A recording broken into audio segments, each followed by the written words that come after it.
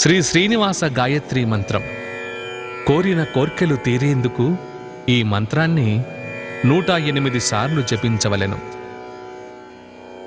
ఓం నిరంజనాయ విద్మహే నిరాభాసాయ ధీమహి తన్నో శ్రీనివాస ప్రచోదయాత్. ఓం నిరంజనాయ విద్మహే నిరాభాసాయ ధీమహి తన్నో శ్రీనివాస ప్రచోదయాత్. ఓం నిరంజనాయ విద్మహే నిరాభాసాయ ధీమహి తన్నో శ్రీనివాస ప్రచోదయాత్. ఓం నిరంజనాయ విద్మహే నిరాభాసాయ ధీమహి తన్నో శ్రీనివాస ప్రచోదయాత్. ఓం నిరంజనాయ విద్మహే నిరాభాసాయ ధీమహి తన్నో శ్రీనివాస ప్రచోదయాత్.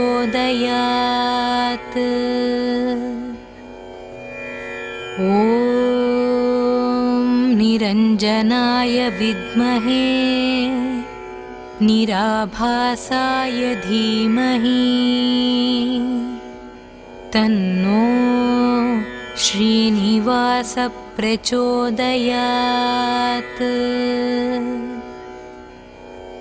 ఓం నిరంజనాయ విద్మహే నిరాభాసాయ ధీమహి తన్నో శ్రీనివాస ప్రచోదయాత్. ఓం నిరంజనాయ విద్మహే నిరాభాసాయ ధీమహి తన్నో శ్రీనివాస ప్రచోదయాత్. ఓం నిరంజనాయ విద్మహే నిరాభాసాయ ధీమహి తన్నో శ్రీనివాస ప్రచోదయాత్. ఓం నిరంజనాయ విద్మహే నిరాభాసాయ ధీమహి తన్నో శ్రీనివాస ప్రచోదయాత్. ఓం నిరంజనాయ విద్మహే నిరాభాసాయ ధీమహి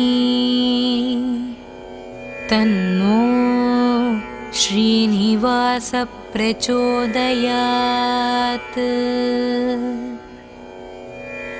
ఓం నిరంజనాయ విద్మహే నిరాభాసాయ ధీమహి తన్నో శ్రీనివాస ప్రచోదయాత్.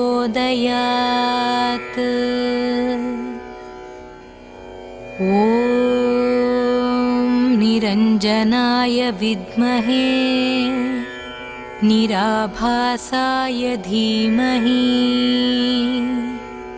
తన్నో శ్రీనివాస ప్రచోదయాత్.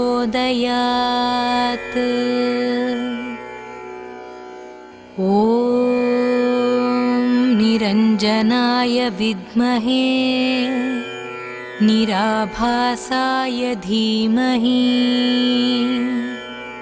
तन्नो श्रीनिवास प्रचोदयात्। ॐ निरञ्जनाय विद्महे निराभासाय धीमहि तन्नो श्रीनिवास प्रचोदयात्। ॐ निरञ्जनाय विद्महे निराभासाय धीमहि तन्नो श्रीनिवास प्रचोदयात्। ॐ निरञ्जनाय विद्महे निराभासाय धीमहि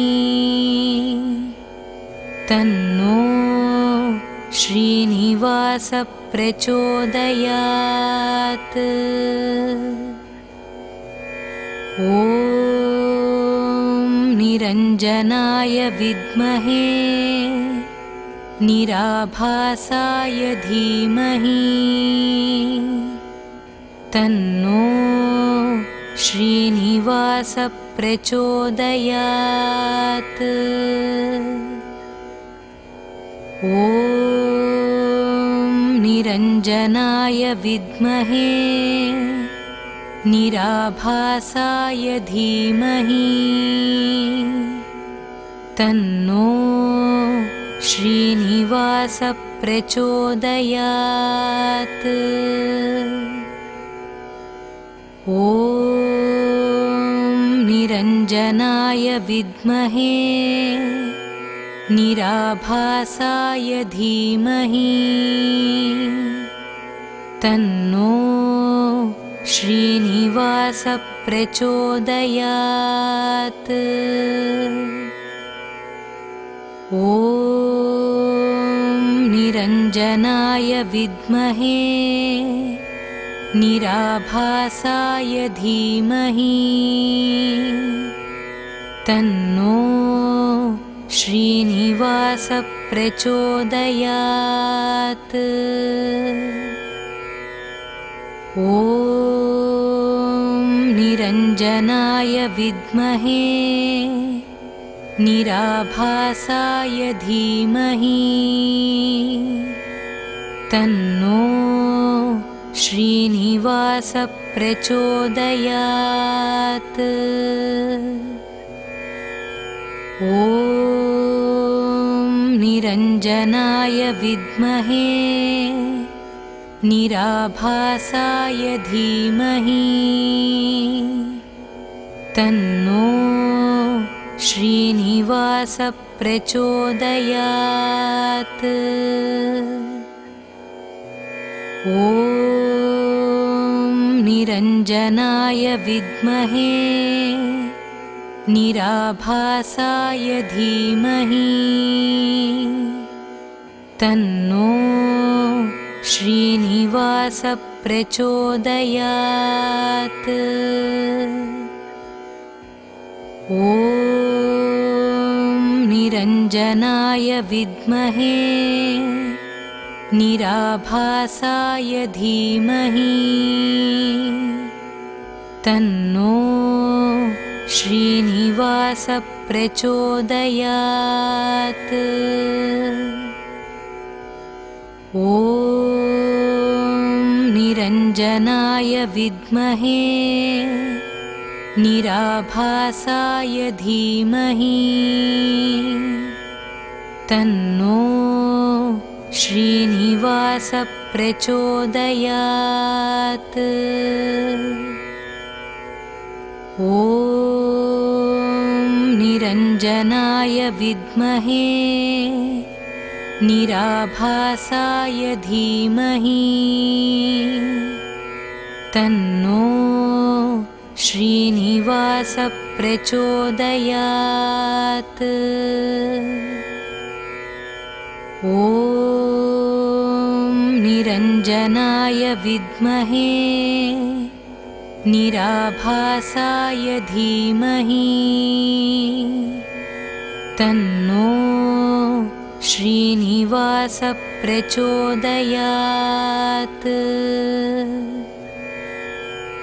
ॐ निरञ्जनाय विद्महे निराभासाय धीमहि तन्नो श्रीनिवासः प्रचोदयात्।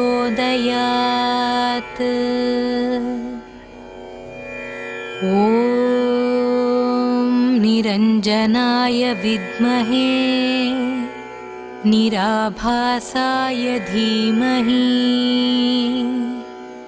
तन्नो श्रीनिवासः प्रचोदयात्। ॐ निरञ्जनाय विद्महे निराभासाय धीमहि तन्नो श्रीनिवासः प्रचोदयात्। ॐ निरञ्जनाय विद्महे निराभासाय धीमहि तन्नो श्रीनिवासः प्रचोदयात्। ॐ निरञ्जनाय विद्महे निराभासाय धीमहि तन्नो श्रीनिवासः प्रचोदयात्। ॐ निरञ्जनाय विद्महे निराभासाय धीमहि तन्नो श्रीनिवासः प्रचोदयात्। ॐ निरञ्जनाय विद्महे निराभासाय धीमहि तन्नो श्रीनिवासः प्रचोदयात्। ॐ निरञ्जनाय विद्महे निराभासाय धीमहि तन्नो श्रीनिवासः प्रचोदयात्। ॐ निरञ्जनाय विद्महे निराभासाय धीमहि तन्नो श्रीनिवासः प्रचोदयात्। ॐ निरञ्जनाय विद्महे निराभासाय धीमहि तन्नो श्रीनिवासः प्रचोदयात्। ॐ निरञ्जनाय विद्महे निराभासाय धीमहि तन्नो श्रीनिवासः प्रचोदयात्। ॐ निरञ्जनाय विद्महे निराभासाय धीमहि तन्नो श्रीनिवासः प्रचोदयात्। ॐ निरञ्जनाय विद्महे निराभासाय धीमहि तन्नो श्रीनिवासः प्रचोदयात्। ॐ ॐ निरञ्जनाय विद्महे निराभासाय धीमहि तन्नो श्रीनिवास प्रचोदयात्।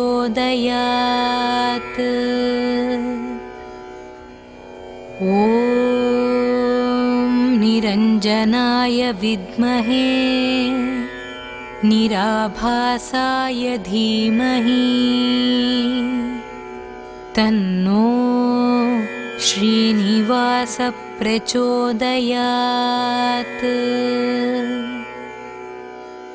ॐ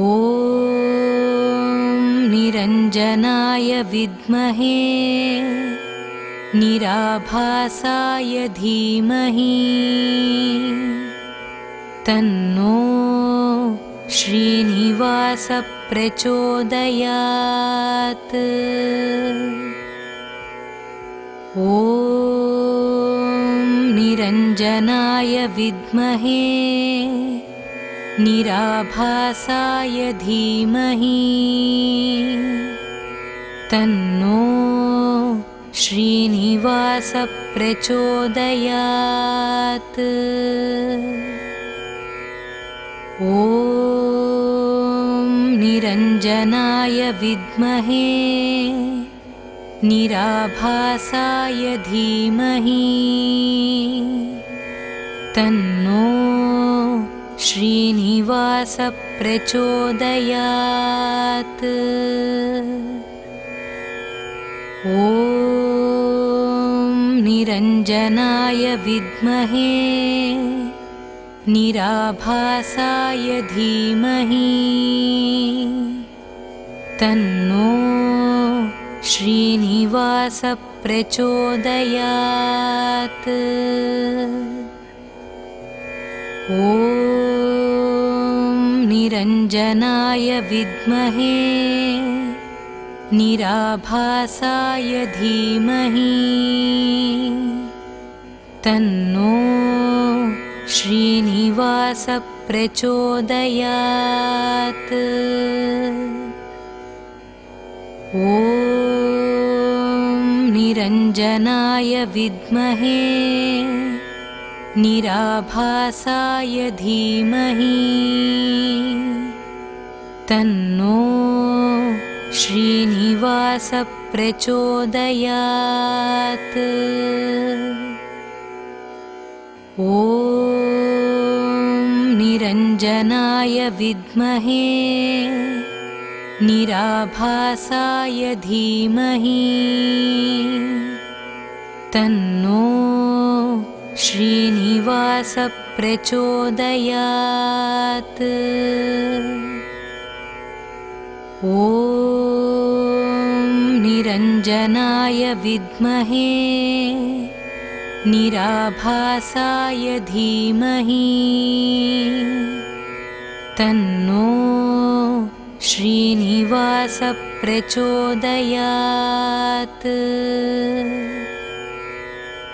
ॐ निरञ्जनाय विद्महे निराभासाय धीमहि तन्नो श्रीनिवास प्रचोदयात्। ॐ निरञ्जनाय विद्महे निराभासाय धीमहि तन्नो श्रीनिवास प्रचोदयात्। ॐ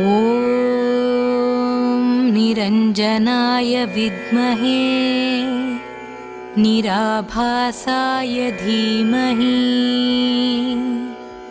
तन्नो श्रीनिवास प्रचोदयात्।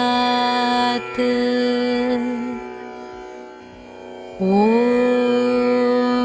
निरञ्जनाय विद्महे निराभासाय धीमहि तन्नो श्रीनिवास प्रचोदयात्। ॐ निरञ्जनाय विद्महे निराभासाय धीमहि तन्नो श्रीनिवास प्रचोदयात्।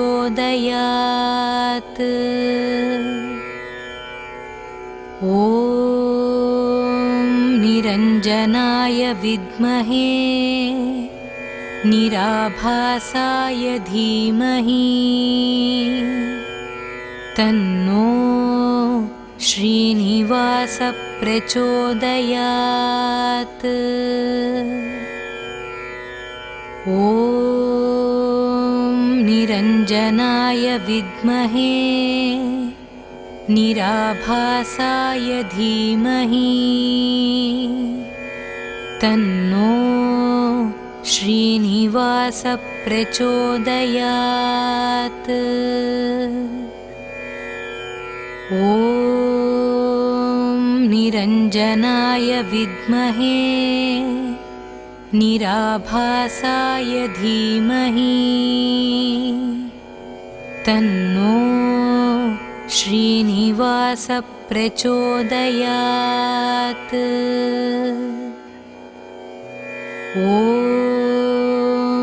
निरञ्जनाय विद्महे निराभासाय धीमहि तन्नो श्रीनिवास प्रचोदयात्। ॐ निरञ्जनाय विद्महे निराभासाय धीमहि तन्नो श्रीनिवास प्रचोदयात्। ॐ निरञ्जनाय विद्महे निराभासाय धीमहि तन्नो श्रीनिवास प्रचोदयात्। ॐ निरञ्जनाय विद्महे निराभासाय धीमहि तन्नो श्रीनिवास प्रचोदयात्। ॐ निरञ्जनाय विद्महे निराभासाय धीमहि तन्नो श्रीनिवास प्रचोदयात्। ॐ निरञ्जनाय विद्महे निराभासाय धीमहि तन्नो श्रीनिवास प्रचोदयात्। ॐ निरञ्जनाय विद्महे निराभासाय धीमहि तन्नो श्रीनिवास प्रचोदयात्। ॐ निरञ्जनाय विद्महे निराभासाय धीमहि तन्नो श्रीनिवास प्रचोदयात्। ॐ निरञ्जनाय विद्महे निराभासाय धीमहि तन्नो श्रीनिवास प्रचोदयात्। ॐ निरञ्जनाय विद्महे निराभासाय धीमहि तन्नो श्रीनिवास प्रचोदयात्। ॐ निरञ्जनाय विद्महे निराभासाय धीमहि तन्नो श्रीनिवास प्रचोदयात्। ॐ निरञ्जनाय विद्महे निराभासाय धीमहि तन्नो श्रीनिवास प्रचोदयात्। ॐ निरञ्जनाय विद्महे निराभासाय धीमहि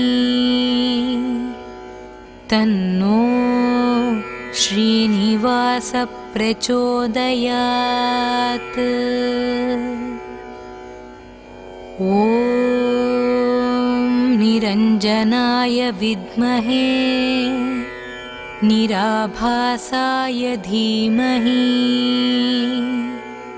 तन्नो श्रीनिवास प्रचोदयात्। ॐ निरञ्जनाय विद्महे निराभासाय धीमहि तन्नो श्रीनिवास प्रचोदयात्। ॐ निरञ्जनाय विद्महे निराभासाय धीमहि तन्नो श्रीनिवास प्रचोदयात्। ॐ निरञ्जनाय विद्महे निराभासाय धीमहि तन्नो श्रीनिवास प्रचोदयात्। ॐ निरञ्जनाय विद्महे निराभासाय धीमहि तन्नो श्रीनिवास प्रचोदयात्। ॐ निरञ्जनाय विद्महे निराभासाय धीमहि तन्नो श्रीनिवास प्रचोदयात्। ॐ निरञ्जनाय विद्महे निराभासाय धीमहि तन्नो श्रीनिवास प्रचोदयात्। ॐ निरञ्जनाय विद्महे निराभासाय धीमहि तन्नो श्रीनिवास प्रचोदयात्। ॐ निरञ्जनाय विद्महे निराभासाय धीमहि तन्नो श्रीनिवास प्रचोदयात्। ॐ निरञ्जनाय विद्महे निराभासाय धीमहि तन्नो श्रीनिवास प्रचोदयात्। ॐ निरञ्जनाय विद्महे निराभासाय धीमहि तन्नो श्रीनिवास प्रचोदयात्।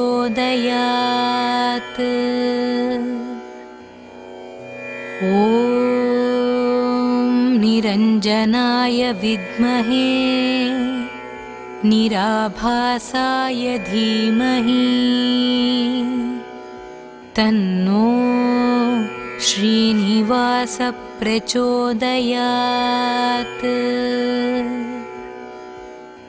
ॐ निरञ्जनाय विद्महे निराभासाय धीमहि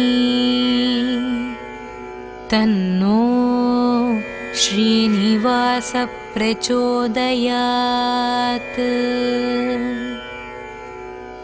ॐ निरञ्जनाय विद्महे निराभासाय धीमहि तन्नो श्रीनिवास प्रचोदयात्। ॐ निरञ्जनाय विद्महे निराभासाय धीमहि तन्नो श्रीनिवास प्रचोदयात्। ॐ निरञ्जनाय विद्महे निराभासाय धीमहि तन्नो श्रीनिवास प्रचोदयात्। ॐ निरञ्जनाय विद्महे निराभासाय धीमहि तन्नो श्रीनिवास प्रचोदयात्। ॐ निरञ्जनाय विद्महे निराभासाय धीमहि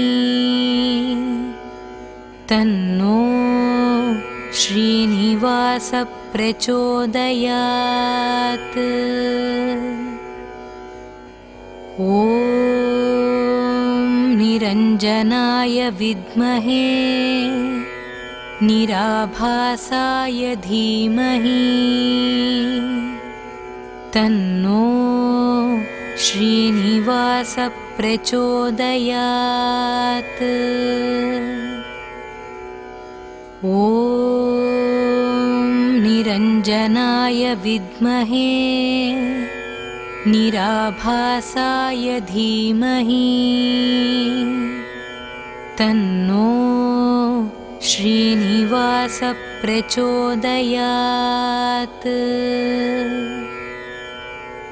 ॐ निरञ्जनाय विद्महे निराभासाय धीमहि तन्नो श्रीनिवास प्रचोदयात्। ॐ निरञ्जनाय विद्महे निराभासाय धीमहि तन्नो श्रीनिवास प्रचोदयात्। ॐ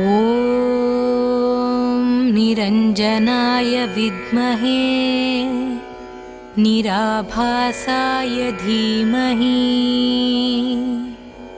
तन्नो श्रीनिवास प्रचोदयात्।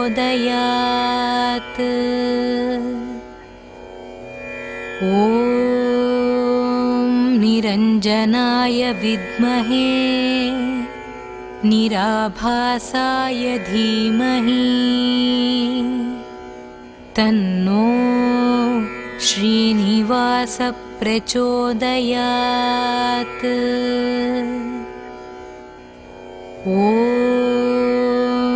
निरञ्जनाय विद्महे निराभासाय धीमहि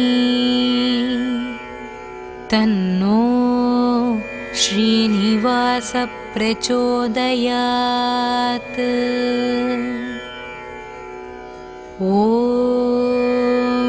निरञ्जनाय विद्महे निराभासाय धीमहि तन्नो श्रीनिवास प्रचोदयात्।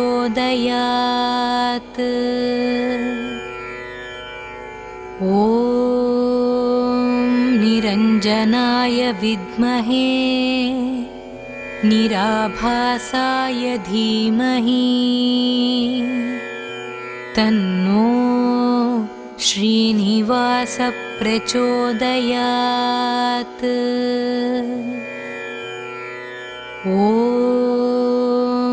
निरञ्जनाय विद्महे निराभासाय धीमहि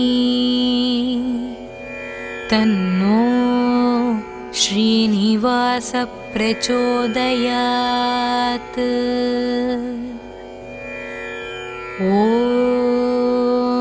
निरञ्जनाय विद्महे निराभासाय धीमहि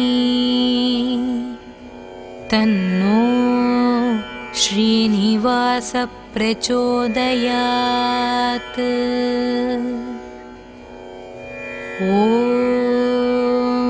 निरञ्जनाय विद्महे निराभासाय धीमहि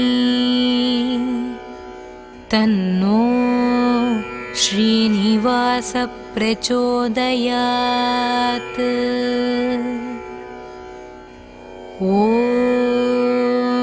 निरञ्जनाय विद्महे निराभासाय धीमहि तन्नो श्रीनिवास प्रचोदयात्।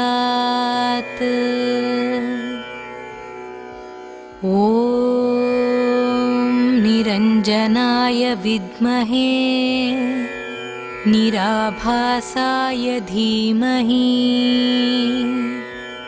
तन्नो श्रीनिवास प्रचोदयात्।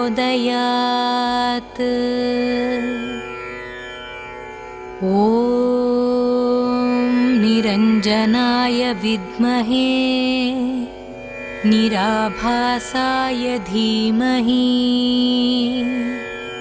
तन्नो श्रीनिवास प्रचोदयात्।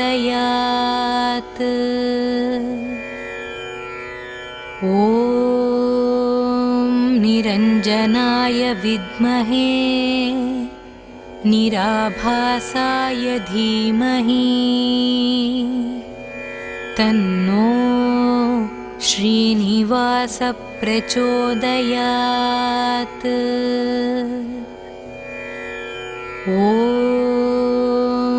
निरञ्जनाय विद्महे निराभासाय धीमहि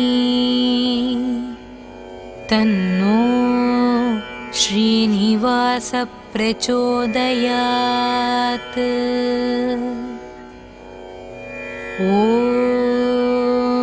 निरञ्जनाय विद्महे निराभासाय धीमहि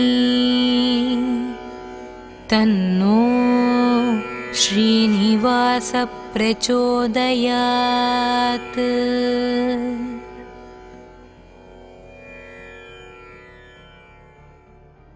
ఈ వీడియో కనుక మీకు నచ్చితే వెంటనే లైక్ కొట్టి షేర్ చేయండి. మరిన్ని వీడియోస్ చూడాలనుకుంటే వెంటనే సబ్స్క్రైబ్ చేయండి. థాంక్యూ. శ్రీ శ్రీనివాస గాయత్రి మంత్రం. కోరిన కోర్కెలు తీరేందుకు ఈ మంత్రాన్ని 108 సార్లు జపించవలెను. ఓం నిరంజనాయ విద్మహే निराभासाय धीमहि तन्नो श्रीनिवास प्रचोदयात्।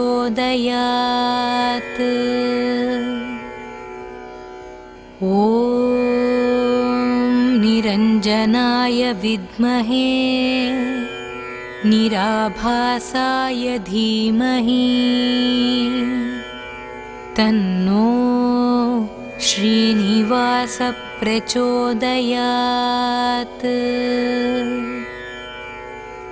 ॐ निरञ्जनाय विद्महे निराभासाय धीमहि तन्नो श्रीनिवास प्रचोदयात्। ॐ निरञ्जनाय विद्महे निराभासाय धीमहि तन्नो श्रीनिवास प्रचोदयात्। ॐ निरञ्जनाय विद्महे निराभासाय धीमहि तन्नो श्रीनिवास प्रचोदयात्। ॐ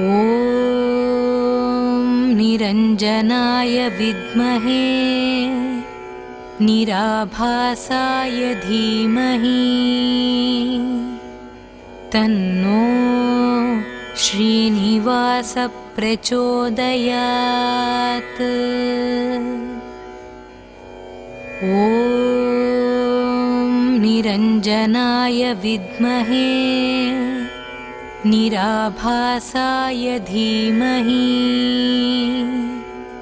तन्नो श्रीनिवास प्रचोदयात्। ॐ निरञ्जनाय विद्महे निराभासाय धीमहि तन्नो श्रीनिवास प्रचोदयात्। ॐ निरञ्जनाय विद्महे निराभासाय धीमहि तन्नो श्रीनिवास प्रचोदयात्। ॐ निरञ्जनाय विद्महे निराभासाय धीमहि तन्नो श्रीनिवास प्रचोदयात्। ॐ निरञ्जनाय विद्महे निराभासाय धीमहि तन्नो श्रीनिवास प्रचोदयात्। ॐ निरञ्जनाय विद्महे निराभासाय धीमहि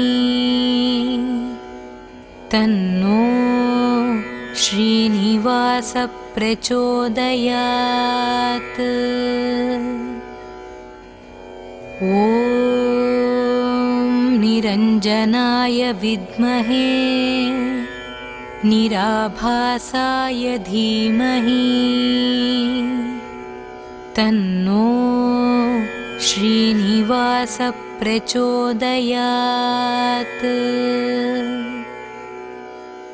ॐ निरञ्जनाय विद्महे निराभासाय धीमहि तन्नो श्रीनिवास प्रचोदयात्। ॐ निरञ्जनाय विद्महे निराभासाय धीमहि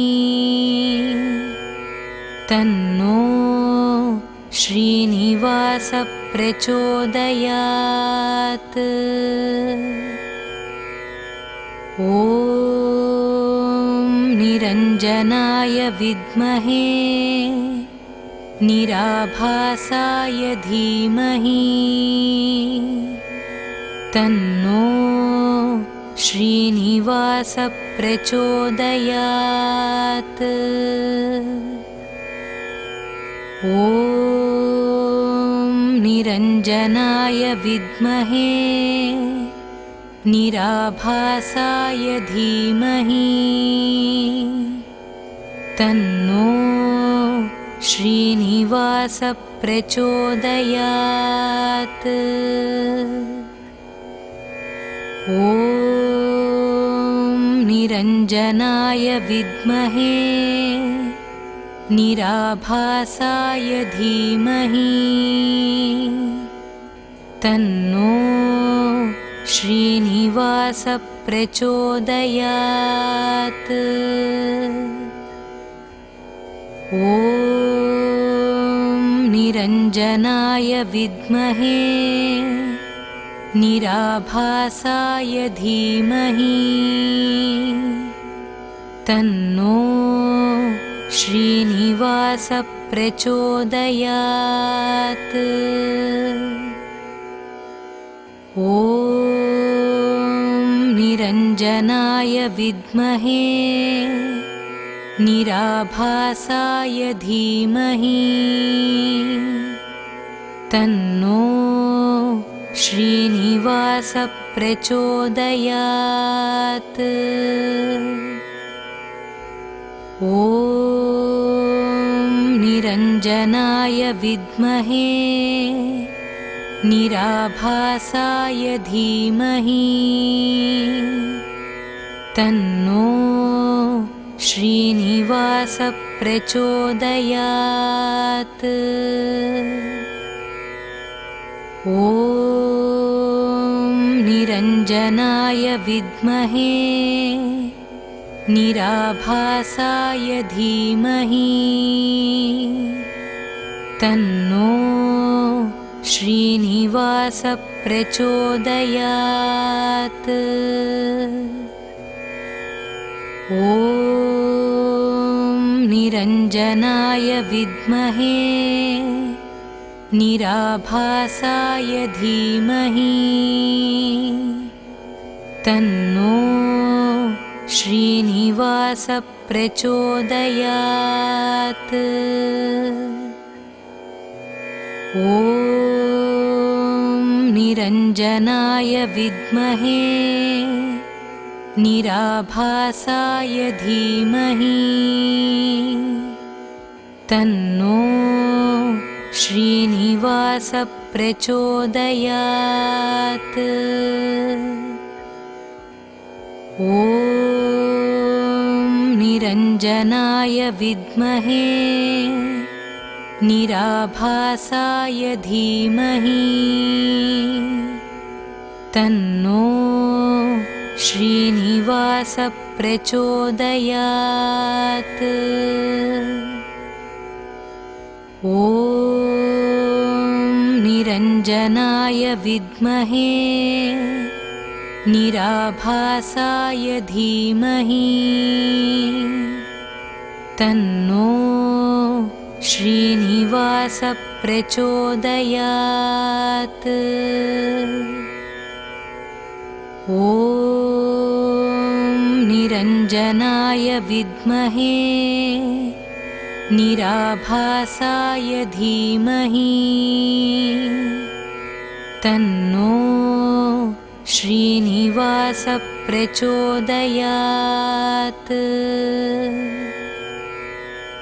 ॐ निरञ्जनाय विद्महे निराभासाय धीमहि तन्नो श्रीनिवास प्रचोदयात्। ॐ निरञ्जनाय विद्महे निराभासाय धीमहि तन्नो श्रीनिवास प्रचोदयात्।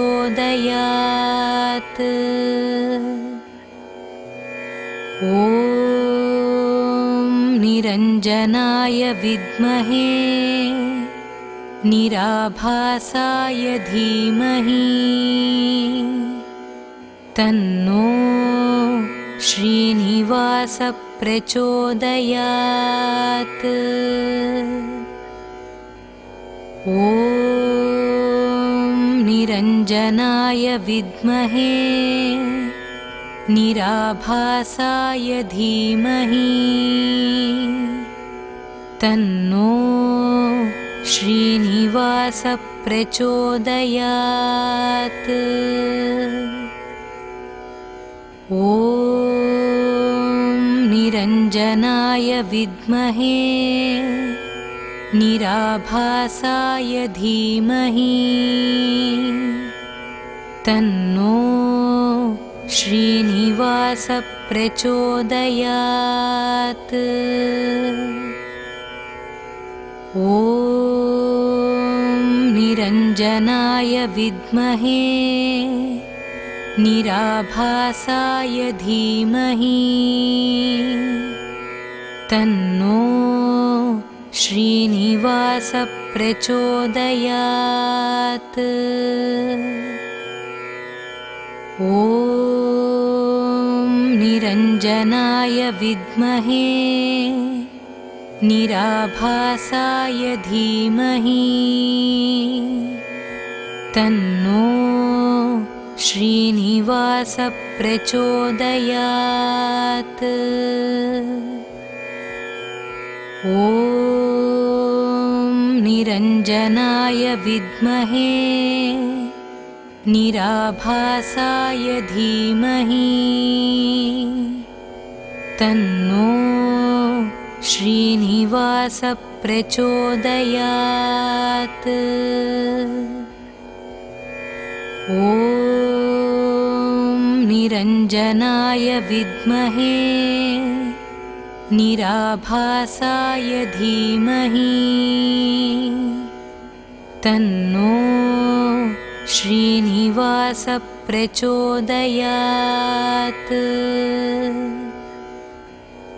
ॐ निरञ्जनाय विद्महे निराभासाय धीमहि तन्नो श्रीनिवास प्रचोदयात्। ॐ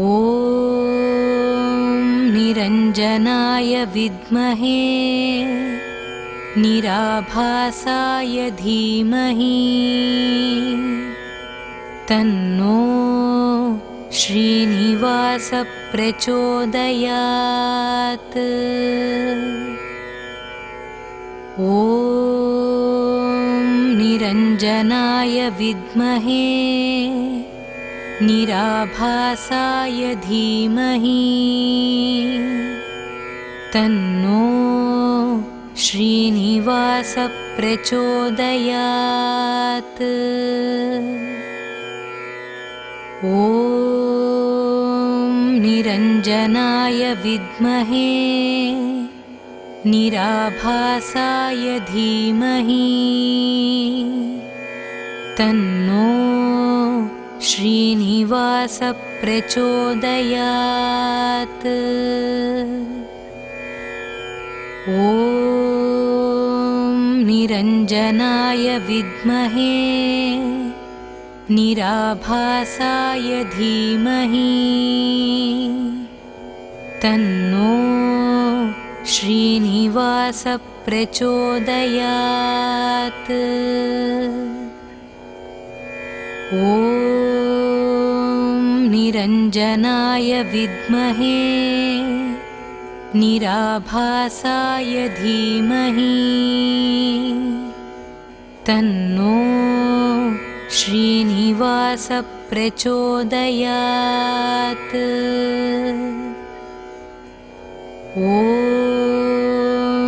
निरञ्जनाय विद्महे निराभासाय धीमहि तन्नो श्रीनिवास प्रचोदयात्।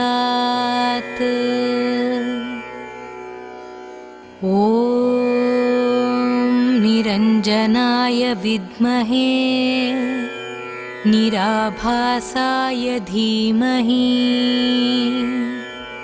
तन्नो श्रीनिवास प्रचोदयात्।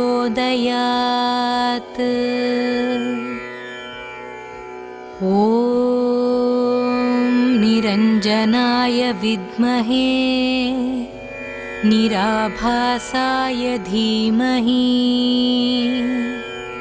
तन्नो श्रीनिवास प्रचोदयात्।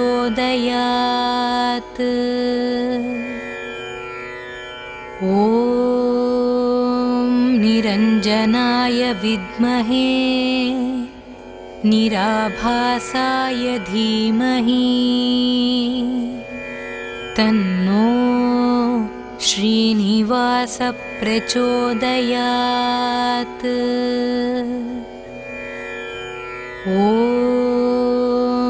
निरञ्जनाय विद्महे निराभासाय धीमहि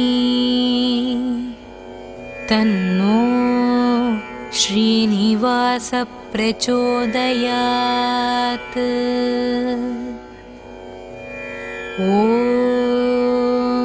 निरञ्जनाय विद्महे निराभासाय धीमहि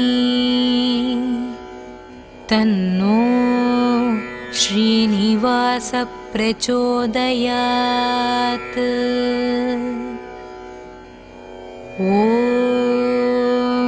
निरञ्जनाय विद्महे निराभासाय धीमहि तन्नो श्रीनिवास प्रचोदयात्।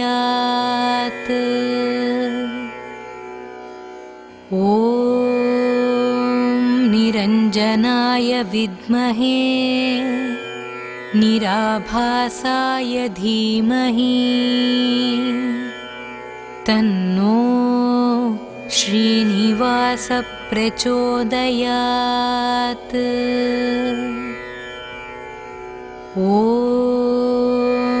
निरञ्जनाय विद्महे निराभासाय धीमहि तन्नो श्रीनिवास प्रचोदयात्।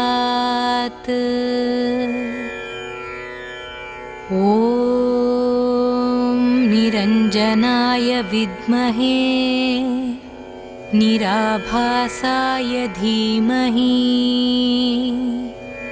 तन्नो श्रीनिवास प्रचोदयात्।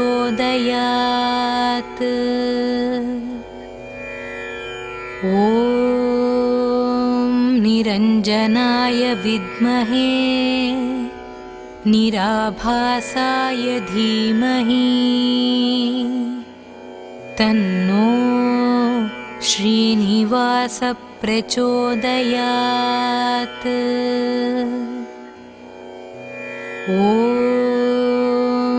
निरञ्जनाय विद्महे निराभासाय धीमहि तन्नो श्रीनिवास प्रचोदयात्।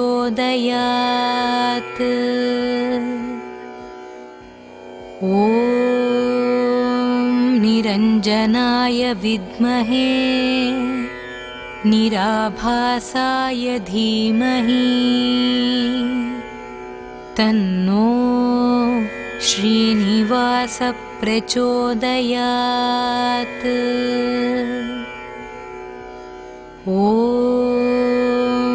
निरञ्जनाय विद्महे निराभासाय धीमहि तन्नो श्रीनिवास प्रचोदयात्।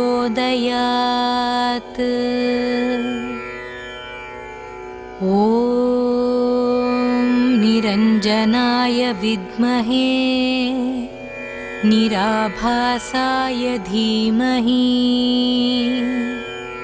तन्नो श्रीनिवास प्रचोदयात्।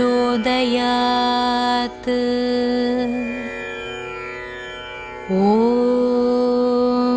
निरञ्जनाय विद्महे निराभासाय धीमहि तन्नो श्रीनिवास प्रचोदयात्।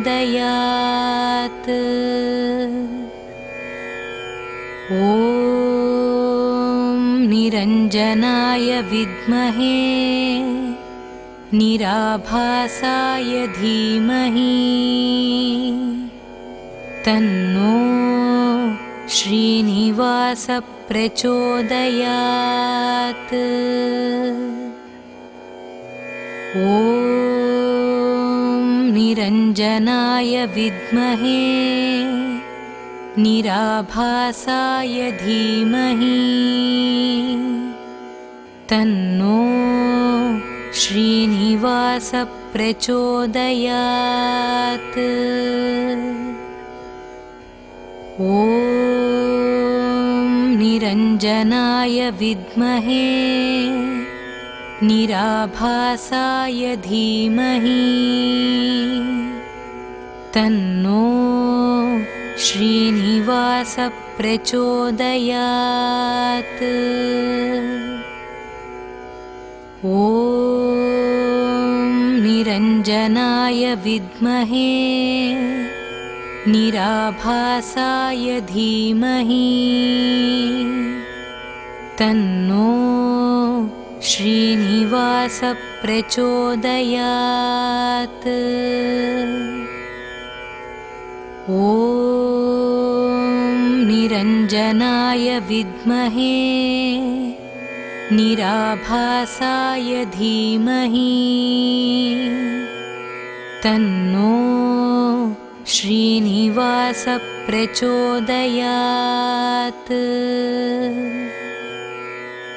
ॐ निरञ्जनाय विद्महे निराभासाय धीमहि तन्नो श्रीनिवास प्रचोदयात्।